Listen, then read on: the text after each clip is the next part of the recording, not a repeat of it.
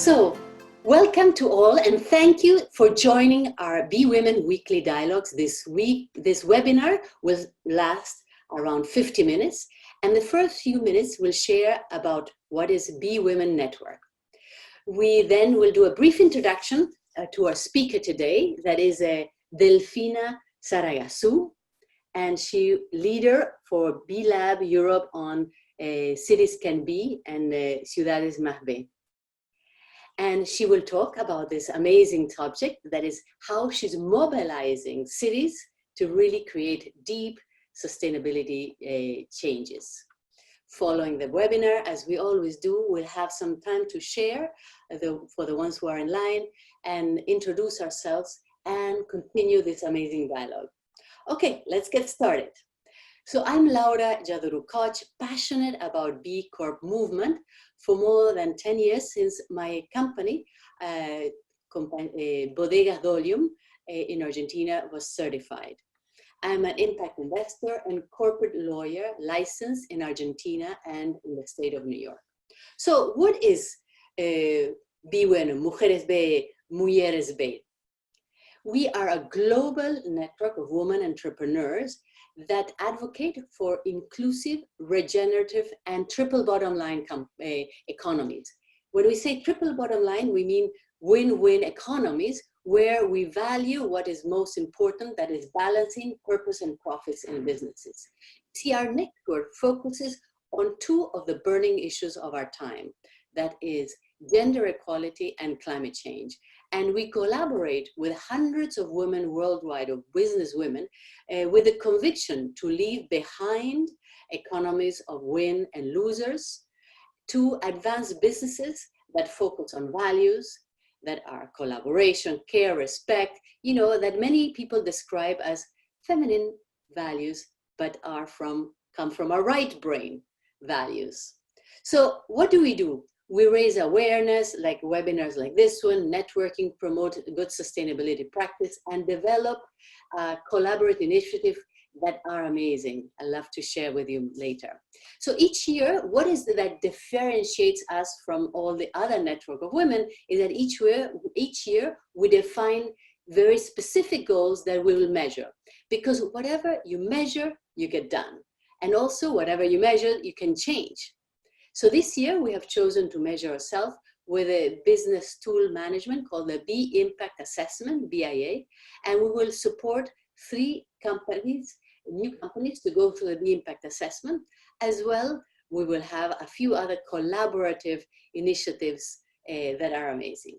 So a few more things. I'd like to share what is the Be Women Empowering Move, which is the follows. Straighten your back, chin up, make your eyes gaze with joy and determination, you know what I mean, and with a super great smile, you illuminate whatever you're doing so that invites everybody to collaborate and make the world a better place. So with a wide smile, I'd like to introduce to you Delfina Zagarzazu. She leads, as I mentioned, B Lab Europe for these amazing initiatives in Cities Can Be in Scotland. That is a national-wide initiative, as well as the Edinburgh CAN B team. And she's from Uruguay and has worked for B Lab for 5 years in Uruguay. And now she's in B Lab Europe for the last 3. And her passion about changing the world is amazing. And Delfina, you have really accomplished so many things in the last practically 7 years. Thank you very much, Delfina, for joining us, and please, the podium is yours. A pleasure to be online. I came across, I met Belen and I met Laura via webinar in Amsterdam earlier this year during the summit, and it was an amazing new space created. So I congratulate you guys for this initiative and for bringing this energy into the movement. Laura and I were chatting before joining and just starting to see the similarities between the approach of Be Women and Cities Can Be. So hopefully we see how they complement each other and why this is so needed and why this is emerging out of the B Corp movement. So I have a short presentation, so I'll share my screen to tell a little bit of the legacy and the context and history behind Cities Can Be.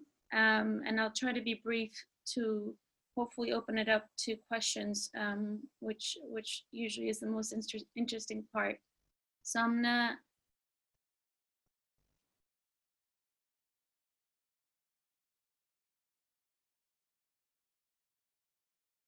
So the Cities Can movement, or Ciudades Más B, which is the original name. This is the logo in English, but as you can tell, even with the logo in itself, we from the start we're trying to have this international outlook into how we build this global network of cities that have at the core of it not only the B movement, but trying to scale the potential of the whole city, bring these values forward, which are so close to the B Corp movement. So Cities Can Be, the name in itself, is aspirational in regards to the city being able to be more than it is today. And at the heart of it is the conversation about the SDGs. So we use this sentence about our struggle for global sustainability being won or lost in the cities.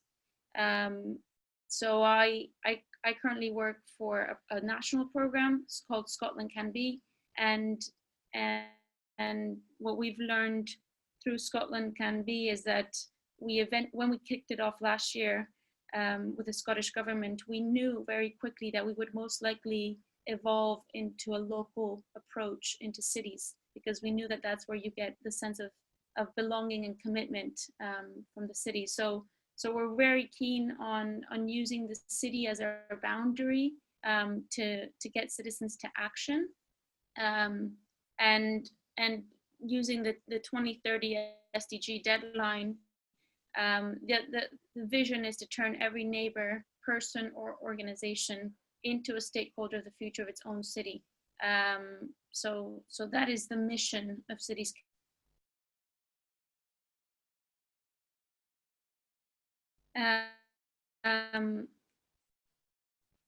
Technically launched over 2 years ago now during the Global Summit in Sao Paulo. And it was launched as a global movement. The founding partners per se were a B Corp based in Chile called Gulliver, the Sistema B team, and the BMW Foundation, which is based in Germany. And this was launched with a couple, in August of 2015, the first City Can Be, in a sense, Rio was the prototype before it was launched. So in August of 2015, we already have 4 years of experience of how Rio plus B was format that then evolved into a relaunch recently. So Rio is going on its second version of Cities Can Be. They've learned, have relaunched again. Then we've got Santiago Más B, which is a very powerful example of kind of learning from Rio and then taking bigger steps approach. And then recently, last year, Mendoza Más B was the third city in South America. And there's an incredible learning network behind the scenes between the organizers and people involved in these cities. At every Sistema B meetup, side events where the Cities Can Be teams meet, learn. It's a completely an emerging process in the sense of there is no set criteria for how you do this. So it's about listening to the stakeholders and building relationships. And so there was a powerful learning network between 2015 and 18. I should also mention before I jump into this that we do know that Best for New York City was the first city initiative that was related to B Corp movement. So again, Ciudades Más B in a sense, is the evolution of the learning of B-Lab US, when B-Lab US was really incredible in launching the first New York program.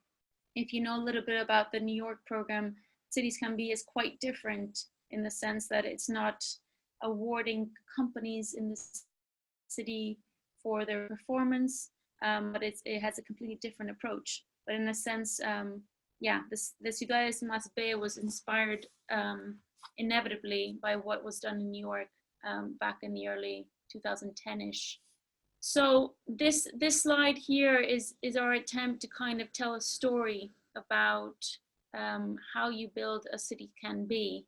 And one of the first things that we know exists is a legal initiative that might exist that anchors into that city. So whether that is procurement laws that indicate that triple impact companies have a space in public procurement. This is an example that has come out of Mendoza, which is a really powerful example. And so we know legal initiatives have a role to play in Cities Can Be. We also have, the B laws, as we've seen passed recently in Italy or are passed in Chile. So you have, and Laura will know much more about the current push around this, but legal initiatives are quite part of the context. But then there's four separate areas. There's two separate areas that kind of identify a city can be. One is a sense of belonging, that's on the left-hand side of the slide, and on the right is the sense of shared responsibility. So when we talk about a sense of belonging, one of the essential things of building a city can be is intertwining stakeholders. And what we mean by this is not only having B Corps at the table to commit to the SDGs, especially now with the SDG Action Manager coming out next year, but we mean, we mean citizens, we mean universities, we mean city councilors. It literally is a holder who wants to be part of their city and wants to commit to their city being active on the SDGs, would be part of this flask on the left-hand side. We're kind of building this potion of amazingness for the city can be, and at the heart of it is the intertwining stakeholders. And this is a task that is always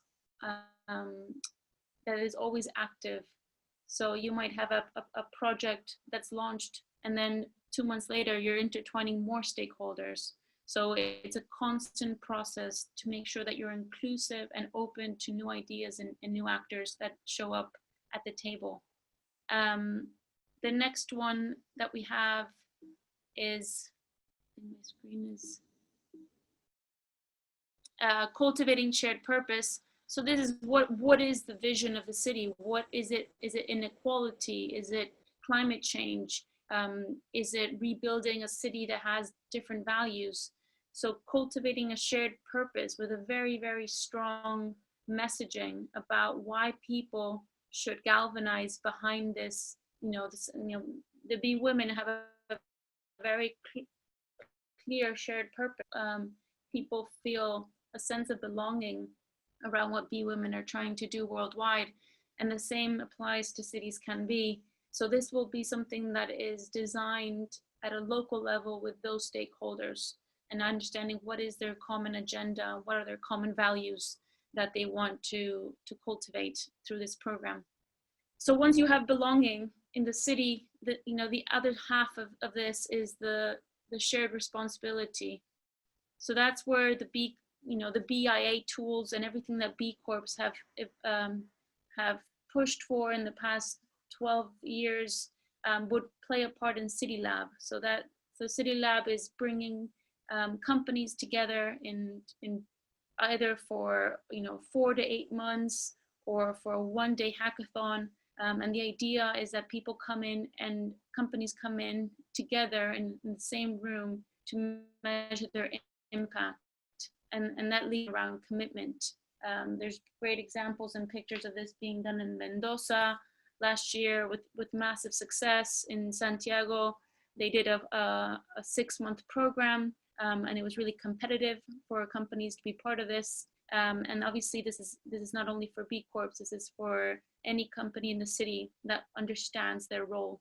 So the City Lab is kind of where you see most of the B Corp legacy, you know, local B leaders and local B Corps that can be part of that workshop or program is really essential.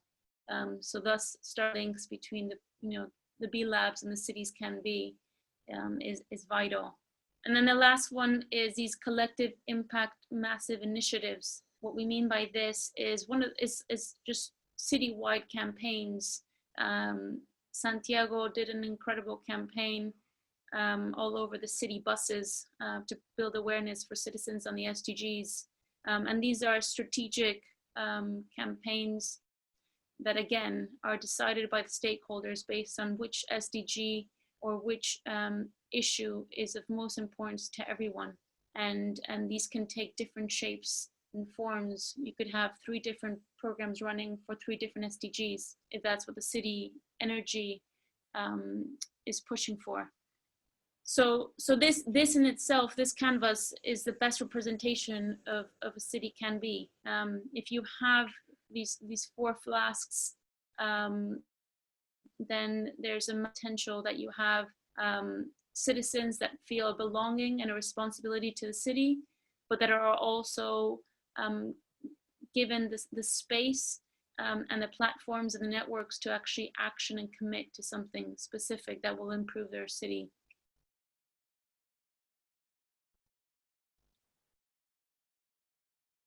So just in summarizing how we do this, this is included in the last slide, but it is, the cities can be happens with these mass invitations to companies to come and measure themselves.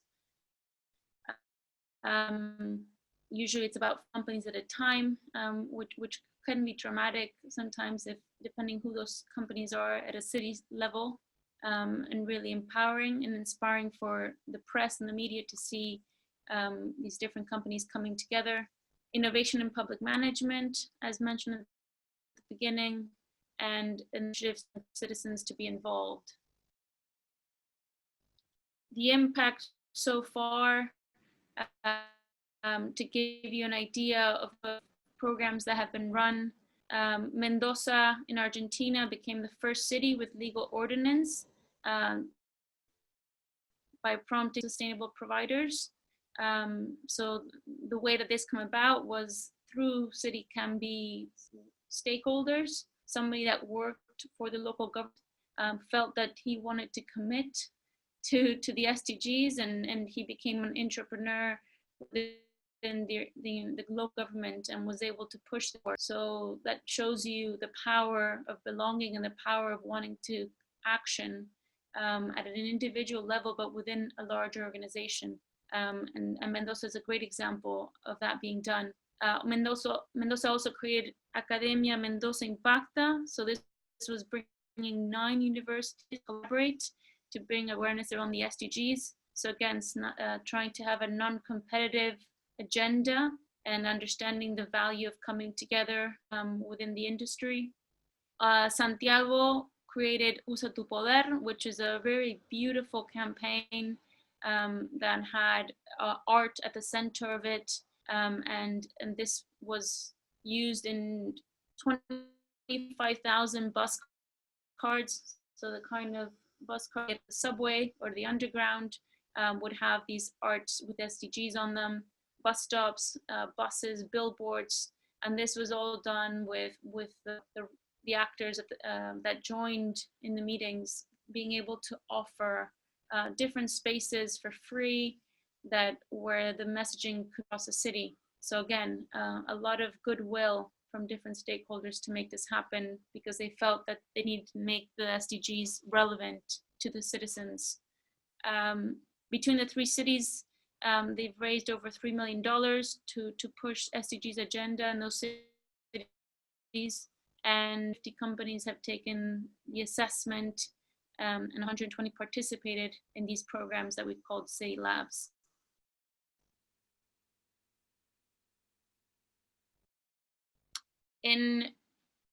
Earlier this year, the Cities Can Be team, which Brazil and Chile, did a call for 3 new cities. And in that call, 12 different cities from 10 different countries applied to be part of this global network. And so actually not only 3 cities were decided, but actually 4 new cities joined the program. So starting next year, you can see that Edinburgh plus B, Barcelona plus B, Asunción in Paraguay, and Córdoba in Argentina are joining this network. And again, this starts to become really interesting as there's different levels of knowledge that's being transferred and then improved. So this is a really exciting development for the Cities Can Be team. I'm currently based in Scotland and I'm part of the Can Be team. So we're looking forward to a launch next year. And currently there's also interest that is being received from all over the world, including Australia, Mexico, France. So we keep getting on a daily basis interest about how this happens in different cities around the world.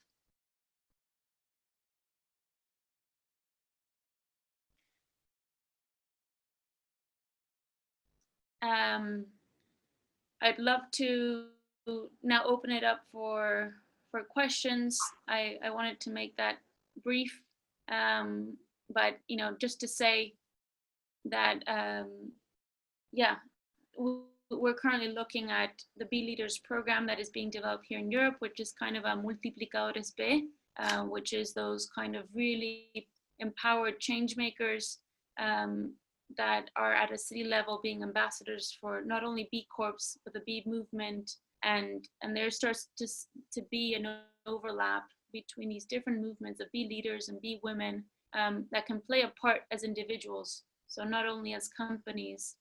And yeah, I'm happy to share more information around the plans forward for specifically for Edinburgh, Scotland. But Leo and Tomas are based in Brazil and Chile are the masterminds behind this Cities Can Be program. Well, thank you, Delfina. This was really fascinating and really, you gave us so much information. Can you, because just in case B women want to help you with this process, can you share a little bit, how did it start? Because you started, it's a national program. It's the first time you have a whole country involved in this movement. So how were the steps that you went through so that if there's any other woman who wants to help you with this process, what do you recommend? What happened? What was the specifics of in the country in Scotland, and what could be thought for Europe also? Yeah, so I'm a big believer of not reinventing the wheel or not starting from scratch, and having spent a lot of time in South America and with a lot of contacts in the US, you can see how we as a B Corp movement might have, a spring of different programs jumping around in different markets. And for me, there's something really powerful about building from existing work. And so Scotland Can Be started as the first with the Scottish government, and that was a new slate, and we had no previous examples to learn from. So itself, but when we entered the second year of this program, we met with the Chamber of Commerce, and they kept emailing us asking to learn more about B Corps and learn more about what it is that B Corps are doing and how they can involve it more within the Chamber of Commerce. And the Chamber of Commerce is very interesting. One of their objectives, they have 3 objectives as a chamber, And the third one is to build a socially inclusive city. And they believe that there's probably not that many chambers of commerce in the world that have that as their objective. And so when they learned through us that Cities Can Be was something that was currently happening in South America, they got really excited. So all I did was to start storytelling and start saying all these examples of how cities can come together at a local level. So, you know, the last year, what we've been doing is just building collaboration with the team in Sistema B and B Lab Europe and trying to understand, you know, whether Cities Can Be is something that is of value to the European market. And we've learned that it is, and we've had great conversations and workshops around it. So in a sense, it's kind of building a global narrative about the role of cities. So my recommendation, you know, if you're in the Be Women network and you believe that your city council or your local city has the potential or the enough of a Be network to kind of evolve it into a City Can Be, then it's about getting in touch with Leo or myself and us giving you, you know, the first kind of recommendations on taking it forward. But the first step is getting commitment. So the first step to building a City Can Be is having enough of a network that is truly committed and that truly feels that they want to collaborate on a shared project. And that's one of the first things that the team will tell you. If you have commitment, then you can take this forward. So it's about, it is that art of collaboration between, you know, different universities and different actors that understand the value of working together, not separately. So that would be the first step is knowing what network you have locally to make this happen. So, but basically you said that the Chamber of Commerce was your first step. And so what was the reaction of the Chamber of Commerce, and what is the input of the Chamber of Commerce in Scotland at this point, and what are they doing to help you on this movement?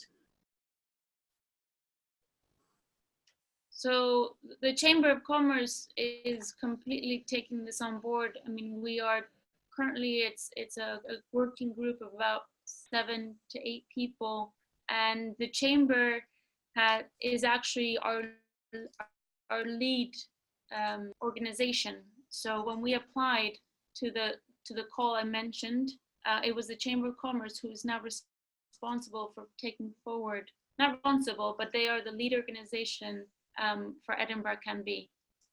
What I mean by that is that they are galvanizing their members, they're offering their conference space, they're using their contacts with the local city government, and truly this has become their project in a good sense. So it is knowing that we have so much knowledge that they can learn from, and them getting very excited about this is a project that they would have tried to build from scratch, and knowing that it has years of legacy and that we have a local actor, which is myself and some of my team, is really exciting for them, because they were already interested in B Corps, and to know that there's a Cities Can Be program as well, it just makes sense for them to be involved with us and this program. Did, by any chance, did the Chamber of Commerce also help with inspiring companies to do the B impact assessment? Because as you know, as B women, we want to really push forward the idea of that each woman inspire and help 3 new companies do the B impact assessment.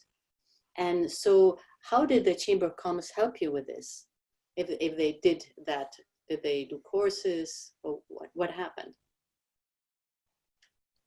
So we launched Edinburgh CAN B in October with a workshop for different actors all over the city, just to first identify what were the issues that people felt most strongly about, and in a sense, what were the things that we needed to commit to as a city, what were things we needed to change as a city. So that was an opening workshop. That wasn't about measurement. It was about understanding the role, that the responsibility that we have. The next year is when we will actually start launching Edinburgh CAN B. We're currently in the fundraising phase to have a full-time person be the project manager for Edinburgh CAN B. And part of that will be to actually run the first city lab. So that city lab that I mentioned as being one of the 4 components is actually a lab where 30 to 40 companies will come to do their measurement. And that's where we will reach out to be leaders or be women or different be ambassadors who can actually be in the room that day to support companies on this journey. So that will be early next year for us, because we're currently still in month number 3 of getting off the ground, running with this city. Thank you. I think there's a question from Jamie. Jamie, do you want to unmute yourself?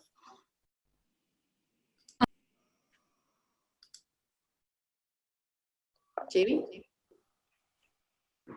Hi, sorry. This is actually not Jamie. My name is Koti. We're sitting side by side. I'm hijacking her microphone. Very briefly, I was recently on the team that coordinated the first meeting for new economies in Cordoba. This is where we are right now. We're in Cordoba, Argentina. And the idea was to position cities can be new economies, triple bottom line, to just put it on the table for the stakeholders in the city and kind of kickstart this conversation in light of the recent nomination to be one of the next B cities. We're actually next month getting together with the stakeholders and the people that were on the board. And I guess my question for Delfina was, what was the pushback you experienced from some of the sectors, or what were some of the first obstacles you encountered when trying to work to create the city as a B city, if that makes sense? Yeah. To be honest, the first obstacle was trying to make a Latin American program relevant to a Scottish city. So it was about translating the content we had in Spanish to English, and something that feels so far away, like Santiago, and what works in Santiago, well, how do we know that's going to work in Europe? So it was a little bit of that, the distance away, because Edinburgh is the first city in Europe that is trying this model. So that took a little bit of just push. In regards to stakeholders, yeah, there's jealousy between different actors, but I think what was more jealousy between different, wanting to be associated to a brand. So if you had 2 different organizations who are competitors, the first one wants to always be associated with the program or wants to be invited, and just the jealousy of making sure you invite everyone to the same meeting. So that's just such a sensitive work that needs to be done on your part, of knowing who should be at the table and constantly making sure that it's very clear that it's a very open and inclusive invitation. I think that what changed it for me to show stakeholders why they needed to be at the table was kind of making them understand that there currently was no shared metric amongst them to measure the SDGs in the city. So everyone had their own corporate social responsibility report, or everyone had their own program, but no one was speaking to each other. And I think once they understood that there was an inefficiency at a city level, and there was no common narrative about how we are all contributing to SDGs, they quickly realized that there was something really powerful about coming together and building a shared narrative that kind of, was inspiring. The universities are always really great because they know how inspiring this can be for the students. So we had a lot of good energy coming from universities. But certain organizations that are very committed to the SDGs have unsurprisingly been really great about it. So I would say not a lot of pushback, just a lot of energy on your part, because it took us about 9 months to get from the first meeting to the first workshop. Was the workshop specifically on what are the subjects you treated on the workshop? So that's the workshop I mentioned earlier, Lauda. We did it at the Royal Bank of Scotland for about 45 to 50 individuals from charities, business, city councillors, B Corps to sit in shared tables style World Cafe with a canvas that said, what are the issues that most matter in our city? So it was a bit of the piece that I showed about belonging. It was to start making to connect with people's belonging to the city and what were the issues that mattered, to then slowly take us to understanding, okay, how do we commit to improving those problems? So we started with a workshop to just validate that there were tons of problems that can be fixed. So that's workshop 1. We did a workshop last week around communications and what is the right narrative that we should be using, that is to create on our website and our deck and our narrative. And early next year, we will then launch with our content on the Cities Can Be website, telling our story, talking about the issues that most matter to Edinburgh, and then announcing the dates of the City Lab workshops that will actually start to measure business impact.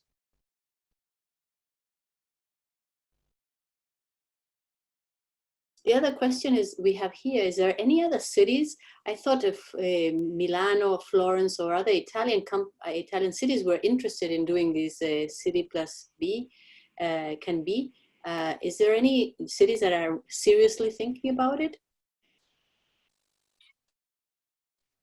So I think Christchurch in Australia is currently thinking about it, and there's cities in Mexico. We had Italian cities participating in the summit in Amsterdam. And again, I think some cities are still waiting to observe these European prototypes go on. But yeah, the interest is high. So the interest, people are inquisitive and curious about how you do this, what is the impact. So I'm not surprised if by next year we will have more European cities, but it's very early. Only in October did we have our first 2 cities. So if I can speak a bit to Barcelona, so Barcelona is very different from Edinburgh. When we launched, we applied to the submission, and Edinburgh and Barcelona got picked for Europe. By that time, Edinburgh had already been open and kind of had a soft launch, versus Barcelona will be spending the next year working, and they will launch most likely during the B Corp Summit next year, which will be in Barcelona. So Barcelona is working with Barcelona Activa, which is one of the local government agencies. They've got tons of B Corps in Barcelona. So we're also really inspired to see, how Barcelona does it, because again, there's not a set formula, and Barcelona is really excited about them launching as a B Corp city. So yeah, I think what will most likely happen is that we'll see how these 2 prototypes run next year, and hopefully start seeing new join towards the second part of 2020. That's fascinating. And the other question we have here is that you say you're building this sense of shared responsibility, sense of belonging. How does that work? I mean, this is something so quite ethereal. And so how do you start moving that forward?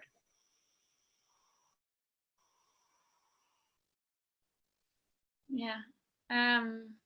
It's the same questions I used to ask the team when Leo and Tomas a year ago. So I'm just smiling because it's not easy to navigate that space, and to, Leo calls it, it's an actual technology to have to interweave stakeholders and build a shared purpose. Like, that is half the job in itself. But it's a really exciting job.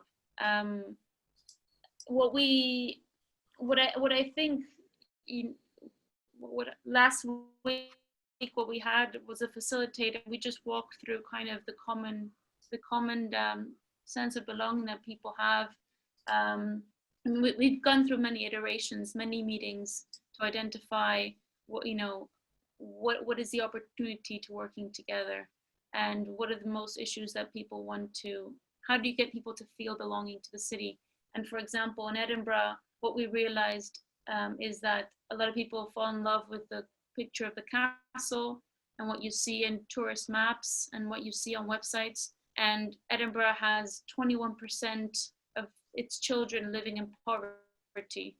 And that figure hasn't changed in 10 years. And that's something that makes people feel very uncomfortable as a resident of Edinburgh, to know that they live with that figure. And they call it, these different wealth pockets around the city. So what resonated with everyone last week was this called Everybody's, kind of the catchphrase that came out of our workshop, which was about an Edinburgh that's for everyone. And so kind of reframing the city and showing the city for all it is and not just the castle. And that's something that spoke at a very deep personal level to everyone that lives there, because they know that's true and they know that that's a job that they need to do as residents and responsibility. So I think it's about that. It's about finding the essence of why people want to get together to build a better city. And then from there, the rest is history. The rest is defined by their roles and their roles in the city and what they can offer from an institutional level or a personal level. But yeah, it takes time to meet each other, to trust each other as a group, and to find that sense of narrative that's going to build your working group to take this forward. Fascinating. Any other questions from the group here? I think it's very specific, the question, and it's about how much would it cost actually to launch something like this. I mean, how much is it costing Edinburgh if it's as a public figure? How much did it cost Mendoza or Chile? How does it work with money? Because money matters in these initiatives. So yeah, so the recommended budget for new cities is about 100,000 a year, and that would include your costs for a full-time person to really run the administration, and then the costs of running the workshops and everything around. Obviously, that budget can be reduced if you have in-kind support for workshops or you have volunteers as facilitators and all that. But the recommended budget is of 100,000 a year, and usually a 2-year minimum. So you want to try to bring in sponsors and local council budget to at least commit to 2 years of working on this. Thank you so much. I think, is there any closing comments you want to give us that it's time to close this call, and tell us more about how, as B Women, we can actually help Cities Can Be, and how we can collaborate. So I guess just to mention that although I'm running with the Cities Can Be program, I currently live in a rural area of Scotland, in the north of Scotland. So as we run Cities Can Be, one of the conversations that we also have is around what does this mean for smaller areas and for regions and for rural areas of different countries. And that's something that, not all B Women are in cities. And so it's about one of the conversations that I'm happy to explore with anyone that has this interest. It's not only about Cities Can Be, but I'm also running across organizations that are based rurally, feel represented by centralized initiatives and centralized workshops. So, as a team, we're also thinking about elements of Cities Can Be that not only work for a city, but that can also be the base for a B hub or a B community where B Women could exist in that space and be leaders and B corps. And so that's part of the thinking that we're bringing into Cities Can Be, of being aware that we are thinking about cities, but that there's also other regions, which is a little bit of what's happening in Comunidades Más B and stuff like that. And that's also a need here in Europe. And then on the how to help us, again, you know, if you have Be Women that are based in any of the cities I've mentioned, to please get in touch. That'd be amazing just to know there's Be Women in these cities or countries. And second of all, if you're based in a city that you'd like us to, you know, we're getting a lot of requests to speak to other localities to share our story, then we're happy to kind of do video conferences to kind of share examples of why these are good initiatives. So that's as much as I can share, I can offer, or I can suggest at this early stage. This is fantastic. Well, thank you very much, Delfina. This has been really very instrumental, and I think that there will be a lot of collaboration. It will really connect you with many of the women and make sure that they listen to this conference call so that you can, they can really hear what the value you bring to move forward the triple bottom line or the triple win in societies, because cities are the pulmones, how you say, the lungs of society nowadays. And so on that note, I would like to first of all thank you from the heart, from all Be Women, for what you have shared with us, and also want to remind all Be Women on the line how important is the Be Women empowering pose, that is to put your shoulders up, your chin up, make your eyes twinkle, and always with a big smile, because with a big smile we'll get so many things done and really seek our authentic changes of that we are looking for in our mission. So thank you very much to everybody, and the upcoming calls that are December 12th are for by Tomás de Lara. It will be in Portuguese about cities, about ciudades más B, but in Portuguese. And then on the 17th of December, it will be about Think Equal. It's a program that is really very active in Latin America to help, as they call it, vaccine against violence. That is a program for kids 3 to 6 years old, to teach them the importance of social and emotional learnings. And then in January, we'll have a lot of calls regarding impact investment with gender lens focus. So on that note, I would like to thank you all for being on the line, and we'll connect very soon. Bye-bye.